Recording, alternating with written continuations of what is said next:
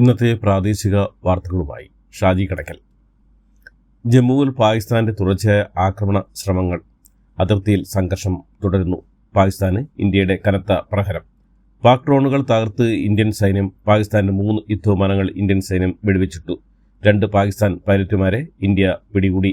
ജമ്മു, പട്ടാൻകോട്ട്, ഉധംപൂർ സൈനിക താവളങ്ങളിൽ Pakistan missile drone ആക്രമണ ശ്രമം നടത്തിയെന്നും എന്നാൽ ആർക്കും ജീവഹാനി ഉണ്ടായിട്ടില്ലെന്നും ഇന്ത്യൻ സൈന്യം പ്രസ്താവനയിൽ അറിയിച്ചു. കാശ്മീരിലും രാജസ്ഥാനിലും പഞ്ചാബിലുമായി ഒട്ടേറെ ഡ്രോണുകളും മിസൈലുകളും ഇന്ത്യൻ വ്യോമ പ്രതിരോധ സംവിധാനങ്ങൾ തകർത്തു. വാർത്തകൾ വിശദമായി. പാകിസ്ഥാൻ ആക്രമണങ്ങൾക്ക് ഇന്ത്യയുടെ കനത്ത മറുപടി. ഇസ്ലാമാബാദ്, ലാഹോർ, കറാച്ചി, പെഷവാർ, സിയാൽകോട്ട് തുടങ്ങിയ 12 ഇടങ്ങളിൽ ഇന്ത്യയുടെ കനത്ത ആക്രമണം. ഇന്ത്യയുടെ ആക്രമണത്തെ തുടർന്ന് പാക് പ്രധാനമന്ത്രി ഷഹബാസ് ഷെരീഫിനെ വസതിയിൽ നിന്ന് മാറ്റി.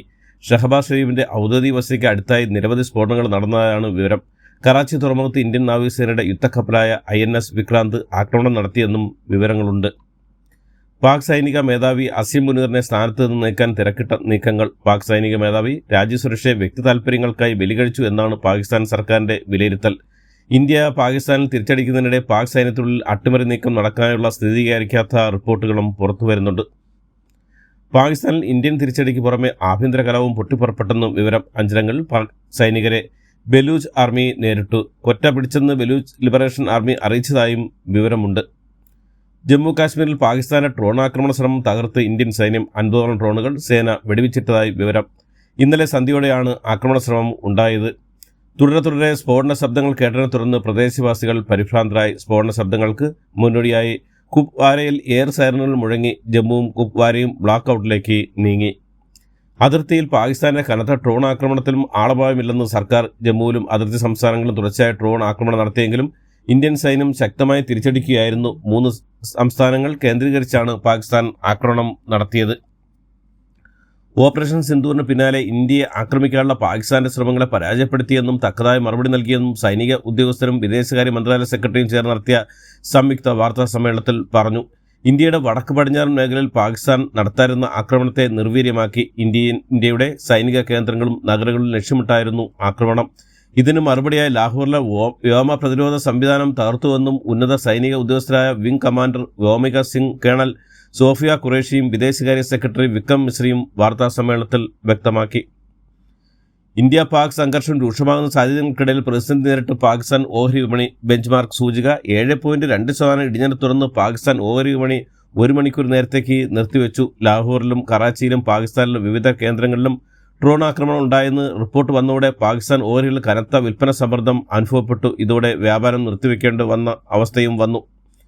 ഇന്ത്യയുമായി യുദ്ധം ചെയ്താൽ പാകിസ്ഥാന് പരമാവധി 3 ദിവസം പിടിച്ചു നിൽക്കാൻ കഴിയുന്ന ആയുധബലമേ ഉള്ളൂ എന്ന് പ്രതിരോധ വിദഗ്ധർ പറയുമ്പോൾ രാജ്യാന്തര സാമ്പത്തിക ഏജൻസികൾ പറയുന്നത് യുദ്ധത്തോടെ പാകിസ്ഥാൻ തകർന്നു തരിപ്പണമാകും എന്നാണ്. കടം കയറിയ പാകിസ്ഥാൻ സമ്പദ് വ്യവസ്ഥയ്ക്ക് ഇന്ത്യയുമായുള്ള യുദ്ധം താങ്ങാൻ കഴിയില്ലെന്നും രാജ്യം തന്നെ ഇല്ലാതാകുമെന്നുമാണ് സാമ്പത്തിക ഏജൻസികൾ പറയുന്നത്. റഷ്യൻ നിർമ്മിത S-400 മിസൈൽ പ്രതിരോധ സംവിധാനമാണ് കഴിഞ്ഞ രാത്രിയിൽ പാകിസ്ഥാൻ നടത്തിയ ആക്രമണ ശ്രമങ്ങളെല്ലാം തകർത്തതെന്ന് റിപ്പോർട്ടുകൾ. ഇന്ത്യ ഉപയോഗിച്ച S-400 മിസൈൽ പ്രതിരോധ സംവിധാനം ലോകത്തിലെ ഏറ്റവും മാരകമായ ഉപരിതലത്തിൽ നിന്ന് തൊടുക്കുന്ന മിസൈലിനെ പോലും പ്രതിരോധിക്കുന്ന ഒന്നാണ്. പാകിസ്ഥാനിലെ റാവൽപിണ്ടി ക്രിക്കറ്റ് സ്റ്റേഡിയത്തിന് നേരെയും ഡ്രോൺ ആക്രമണം ഉണ്ടായെന്നുള്ള റിപ്പോർട്ടുകൾക്കിടെ ഇന്ന് വൈകുന്നേരം നടക്കാനിരിക്കുന്ന പെഷവാർ സൽമിയും കറാച്ചി കിങ്സും തമ്മിലുള്ള പാകിസ്ഥാൻ സൂപ്പർ ലീഗ് മത്സരം റദ്ദാക്കി. PSL ശേഷിക്കുന്ന മത്സരങ്ങളെല്ലാം കറാച്ചി, ദോഹ, ദുബായ് എന്നീ 3 വേദികളിലേക്ക് മാറ്റാൻ PCB ഉദ്യോഗസ്ഥർ നിർദ്ദേശിച്ചിട്ടുമുണ്ട്. പഞ്ചാബിലെ ഫിറോസ്പൂർ സെക്ടറിൽ അതിർത്തി രക്ഷാസേന ഒരു പാകിസ്ഥാൻ നുഴഞ്ഞുകയറ്റക്കാരനെ വെടിവെച്ച് കൊലപ്പെടുത്തി. ഔദ്യോഗിക സൈനിക വൃത്തങ്ങൾ ഇക്കാര്യം സ്ഥിരീകരിച്ചിട്ടുമുണ്ട്. ഇരുട്ടിന്റെ മറവിൽ അന്താരാഷ്ട്ര അതിർത്തി കടന്ന് അതിർത്തി സുരക്ഷാ വേലിയിലേക്ക് നീങ്ങുന്ന നുഴഞ്ഞുകയറ്റക്കാരൻ BSFന്റെ ശ്രദ്ധയിൽപ്പെടുകയായിരുന്നു. ജവാന്മാർ ആദ്യം മുന്നറിയിപ്പ് നൽകിയാലും ഇയാൾ മുന്നോട്ട് നീങ്ങോടെയാണ് വെടിയുതിർത്തതെന്ന് സൈന്യം അറിയിച്ചു. തീവ്രവാദ സംഘടനയായ ലഷ്കർ തോയ്ബയുടെ ഉപവിഭാഗമായ ദ റെസിസ്റ്റൻസ് ഫ്രണ്ട്സിനെതിരെ ആഗോള പ്രചരണം നടത്തണമെന്നാവശ്യപ്പെട്ട് AIMM മേധാവി അസദുദ്ദീൻ ഒവൈസി ഓപ്പറേഷൻ സിന്ദൂറിനെ കുറിച്ച് സർക്കാർ വിളിച്ചു ചേർത്ത സർവകക്ഷി യോഗത്തിൽ പങ്കെടുത്ത ശേഷം സംസാരിക്കുകയായിരുന്നു അദ്ദേഹം. പാകിസ്ഥാന്റെ ദുർബലമായ സമ്പദ് വ്യവസ്ഥയെ FATF ഗ്രേ ലിസ്റ്റിലേക്ക് തള്ളി നടപടിയെടുക്കണമെന്നും അദ്ദേഹം ആവശ്യപ്പെട്ടു.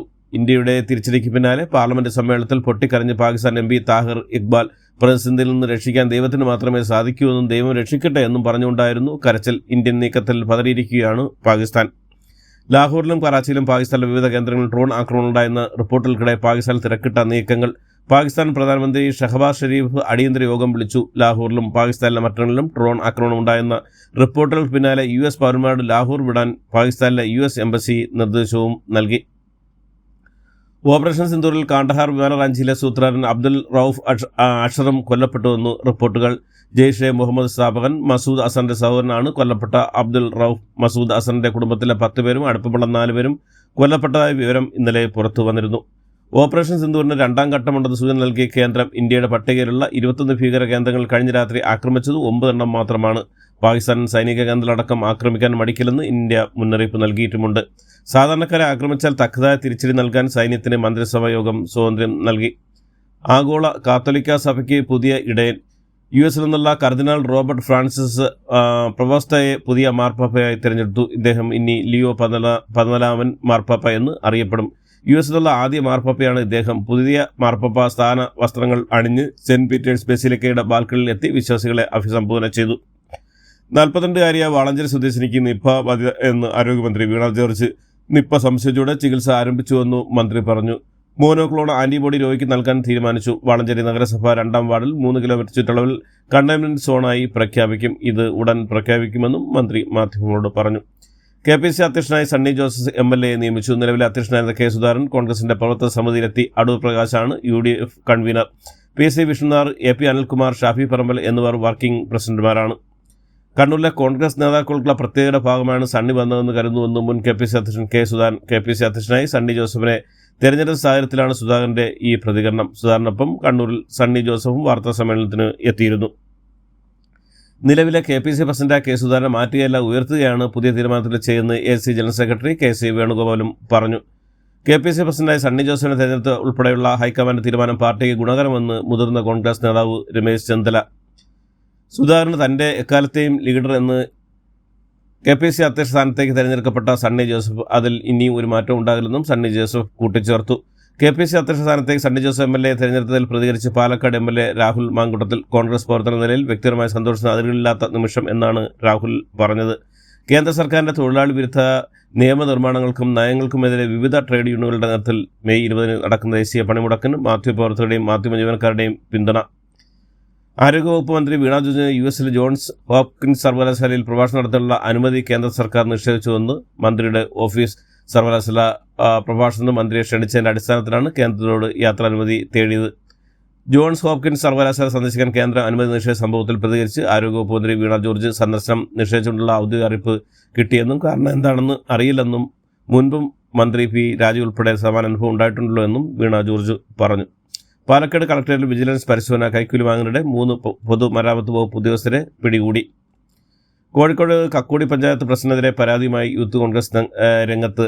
ഫേസ്ബുക്കിൽ യുദ്ധവിരുദ്ധ പോസ്റ്റിട്ട ഷീബ കക്കോടിക്കെതിരെയാണ് കമ്മീഷണർക്ക് പരാതി നൽകിയത്. ഈ വർഷത്തെ SLC പരീക്ഷാഫലം ഇന്ന് വൈകിട്ട് 3 മണിക്ക് പ്രഖ്യാപിക്കും. വിദ്യാഭ്യാസ മന്ത്രി V. ശിവൻകുട്ടിയാകും ഫലപ്രഖ്യാപനം നടത്തുക. ഇതോടൊപ്പം തന്നെ THSLC, THSLC hearing impaired, SLC, AHSLC എന്നീ പരീക്ഷകളുടെ ഫലപ്രഖ്യാപനവും ഉണ്ടായിരിക്കുന്നതാണ്. കിളിമാനൂർ റാപ്പർ വേടന്റെ പ്രോഗ്രാമിനായി LED ഡിസ്പ്ലേ സെറ്റ് ചെയ്തതിനിടെ ടെക്നീഷ്യൻ ഷോക്കേറ്റ് മരിച്ചു. ആറ്റിങ്ങൽ കോരാണി ഇടക്കാട് സ്വദേശി ലിജു ഗോവിന്ദനാണ് മരിച്ചത്. വൈകുന്നേരം 5 മണിയോടെയാണ് അപകടം നടന്നത്. കൊല്ലത്തെ പഞ്ചദർശ ഹോട്ടലിൽ മദ്യപിച്ച് പ്രശ്നമുണ്ടാക്കിയ നടൻ വിനായകനെതിരെ കേസെടുത്ത് പോലീസ് തുടർന്ന് ജാമ്യത്തിൽ വിട്ടയച്ചു. ജീവനക്കാരോട് മോശമായി പെരുമാറിയെന്ന് വരെ തുടർന്നാണ് അഞ്ചാലുമൂട് പോലീസ് വിനായകനെ കസ്റ്റഡിയിലെടുത്ത്. India book of records achiever പുരസ്കാരം നേടി 3 വയസ്സുകാരൻ അമ്പലപ്പുഴ വടക്ക് പഞ്ചായത്ത് നീർക്കുന്നം പള്ളിപ്പറമ്പിൽ സജീർ ജമാൽ മുഫിലത്ത് സജീർ ദമ്പതികളുടെ മകൻ സിദാൻ അലിയാണ് ഈ അത്യപൂർവ്വം നേട്ടം കരസ്ഥമാക്കിയത്. കഴിഞ്ഞ ദിവസം സിദാൻ അലി പുരസ്കാരം ഏറ്റുവാങ്ങി. ഇതോടുകൂടി ഇന്നത്തെ വാർത്തകൾ അവസാനിക്കുന്നു. എല്ലാവർക്കും നന്ദി, നമസ്കാരം.